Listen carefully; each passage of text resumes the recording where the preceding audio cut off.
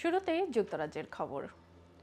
অভিযোগের মুখে থাকা যুক্তরাজ্যের চ্যান্সেলর র্যাচেল রিভস দাবি করেছেন হ্যালিফ্যাক্স ব্যাংক অব স্কটল্যান্ডের কর্মকর্তা থাকার সময় তার ব্যয় সংক্রান্ত কোনো তদন্ত হয়নি কিংবা মুখোমুখি হতে হয়নি কোনো প্রশ্নের। বিবিসির এক প্রতিবেদনে দাবি করা হয়েছিল রিভস ব্যাংকের থাকাকালীন তার খরচ নিয়ে একটি তদন্ত হয়েছিল, তবে এ বিষয়ে প্রথমবারের মতো মন্তব্য করতে গিয়ে রিভস বলেন তার ব্যয়ের বিষয়ে কখনো কোনো উদ্বেগ প্রকাশ করা হয়নি। 2009 সালের মে মাসে তিনি ব্যাংকটি ছেড়ে দেন। একই সময়ে তার ঊর্ধ্বতন কর্মকর্তা এবং সংশ্লিষ্ট অন্য একজন ব্যবস্থাপক ব্যাংক ছাড়েন। যদিও তাদের বিদায়ের সঙ্গে তদন্তের কোনো সম্পর্ক আছে কিনা সেই বিষয়ে কোনো প্রমাণ পাওয়া যায়নি।